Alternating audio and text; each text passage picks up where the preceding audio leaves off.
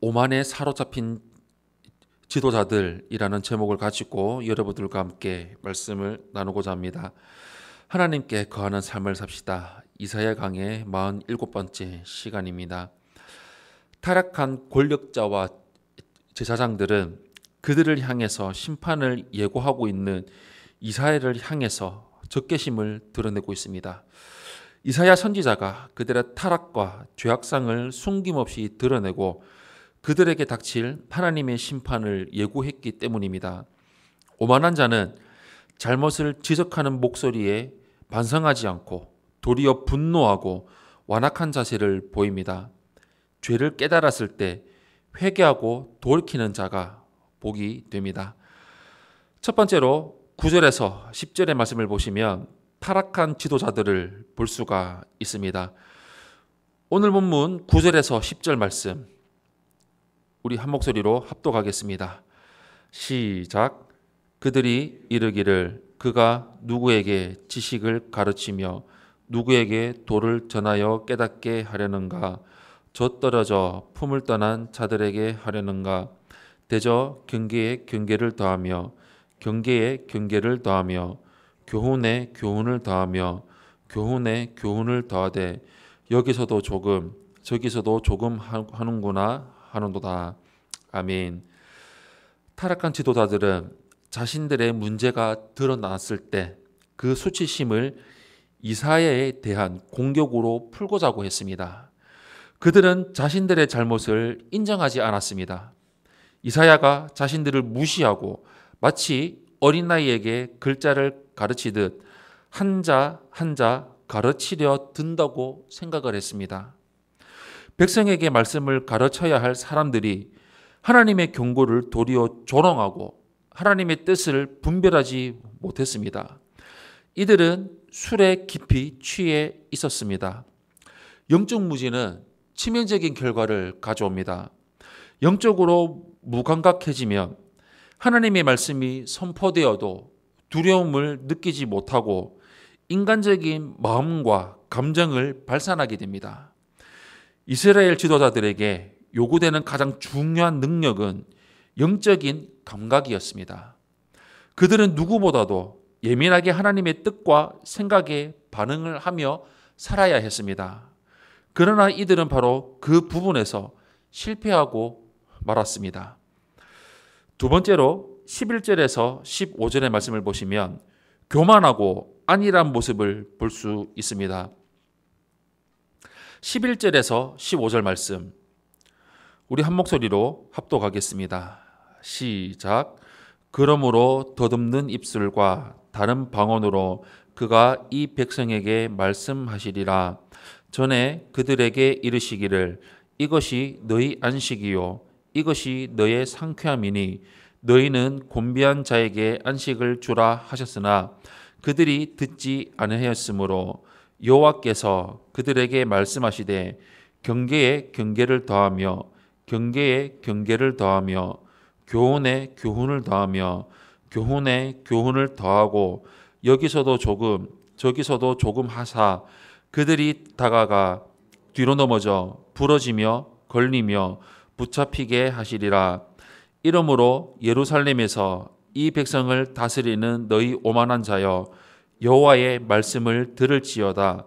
너희가 말하기를 우리는 사망과 언약하였고 스올과 맹약하였은즉 넘치는 재앙이 밀려올지라도 우리에게 미치지 못하리니 우리는 거짓을 우리의 피난처로 삼았고 허위 아래에 우리를 숨겼음이라 하는도다.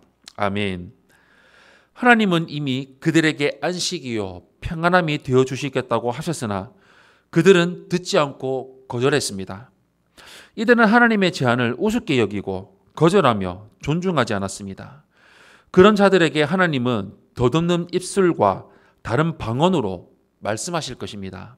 곧 이방 민족을 통해서 하나님의 뜻을 알리시겠다는 의미입니다.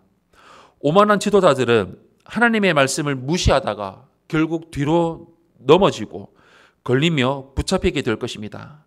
이들은 막강한 애굽을 의지했지만 그 실상은 사망과 맺은 언약이며 스올과 맹약한 것입니다. 인간이 강하고 안전하다 믿는 세상의 힘이 하나님이 보시기에는 사망이자 수월입니다. 성도는 오직 하나님만 바라보고 하나님만 의지하며 살아가야 합니다. 마지막 세 번째로 16절에서 22절의 말씀을 보시면 견고한 기초돌을 시온에 두신 하나님을 볼 수 있습니다. 16절에서 22절 말씀 우리 한 목소리로 합독하겠습니다. 시작. 그러므로 주 여호와께서 이같이 이르시되 보라, 내가 한 돌을 시온에 두어 기초를 삼아 놓으니 곧 시험한 돌이요 귀하고 견고한 기초돌이라. 그것을 믿는 이는 다급하게 되지 아니하리로다. 나는 정의를 측량줄로 삼고 공의를 저울추로 삼으니 우박이 거짓의 피난처를 소탕하며 물이 그 숨는 곳에 넘칠 것인즉 너희가 사망과 더불어 세운 언약이 패하며 스올과 더불어 맺은 맹약이 서지 못하여 넘치는 재앙이 밀려올 때에 너희가 그것에게 밟힘을 당할 것이라. 그것이 지나갈 때마다 너희를 잡을 것이니 아침마다 지나가며 주야로 지나가리니 소식을 깨닫는 것이 오직 두려움이라. 침상이 짧아서 능히 몸을 펴지 못하며 이불이 좁아서 능히 몸을 싸지 못한 같으리라 하셨느니라. 대저 여호와께서 브라심 산에서와 같이 일어나시며 기브온 골짜기에서와 같이 진노하사 자기의 일을 행하시리니 그의 일이 비상할 것이며 자기의 사역을 이루시리니 그의 사역이 기이할 것임이라. 그러므로 너희는 오만한 자가 되지 말라. 너희 결박이 단단해질까 하노라. 대저 온 땅을 멸망시키기로 작정하신 것을 내가 만군의 주 여호와께로부터 들었느니라. 아멘. 하나님은 한 돌을 시온에 두시겠다고 말씀하십니다. 이 돌은 불안하고 위태로운 모든 상황을 잠재우는 기초가 되는 돌입니다. 하나님이 두신 귀하고 견고한 돌을 믿지 않는 것은 거짓을 의지하고 죽음을 향해서 나아가는 것과 같습니다. 그들은 최후에 자신들이 의지하던 모든 것이 무능하다는 사실을 알게 될 것입니다. 브라심산은 왕국을 통일한 다윗이 블레셋과 전투를 치른 장소입니다. 다윗은 그 전쟁으로 블레셋을 물리쳐서 계속되는 영토 갈등을 끝냈는데 선지자는 그 승리의 역사를 소환하고 있습니다. 기브온 골짜기는 여호수아가 아말렉 족속에 맞서 싸울 때 해와 달이 멈추어 섰던 곳입니다. 선지자는 이스라엘 민족이 경험했던 놀라운 하나님의 능력을 언급하면서 타락한 자들에게 경고하십니다. 하나님이 이방 민족을 격퇴하셨듯이 언약 백성 역시 징계하실 수 있다는 메시지입니다. 온 땅을 멸망시키기로 작성하신 여호와 앞에서 하나님의 백성은 오만함을 버려야 합니다. 하나님의 시온에 두신 기초돌, 즉 예수 그리스도를 믿으며 살아가야 합니다. 사랑하는 성도 여러분, 죄를 지적받아도 회개하지 않는 사람의 특징은 오만함입니다. 그들은 위험으로부터 벗어날 방법이 있으며 위기 때에 의지할 대상이 있다고 믿으며 살아갑니다. 하지만 하나님은 그 모든 것이 결국 거짓으로 드러날 것이라고 경고하십니다. 하나님은 시온에 두신 기초돌을 통해서 위기와 두려움 속에 있는 백성을 평강을 경험하며 살아갑니다. 평강의 근원은 오직 하나님 한 분이십니다. 우리 평생토록 나의 삶에 평강을 주시는 여호와 하나님의 말씀에 순종하고 복종하며 그 하나님만 의지하고 구하며 살아가는 우리 성도님들이 되시기를 예수님 이름으로 축원합니다.